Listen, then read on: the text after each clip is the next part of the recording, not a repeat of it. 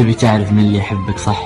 اللي لما يغار عليك دموعه تنزل بدون شعور، اللي يقلب الدنيا واللي ما فيها اللي شافك عطيت أحد وجه، اللي يتم يطالعك هالوقت كله وانت ساحب عليه بيد انك ساحب عليه بس يسكت ما يبي يفقدك، اللي يغلط عليك ويرد يعتذر يقول لك آسف ما كان قصدي وانت عبالك انه ضعيف شخصية. لا مو ضعيف شخصية، بس اعتذر لانه خايف يفقدك، خايف يخسرك. اللي لو تكون متضايق ومعصب يقول لك طلع كل حرتك فيني انا فدالك.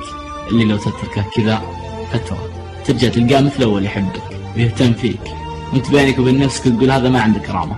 لا، السالفة مو سالفة كرامة، السالفة ان الشخص عشك جنون، عشك لأبعد حد، اللي يعور قلبه ويبكي عليك لو تضايقت، يقول لك انا امك انا ابوك. هذا اللي يحبك، اللي يقول لك انت سعادتي انت انفاسي انت امي انت ابوي، انا اكتفيت فيك.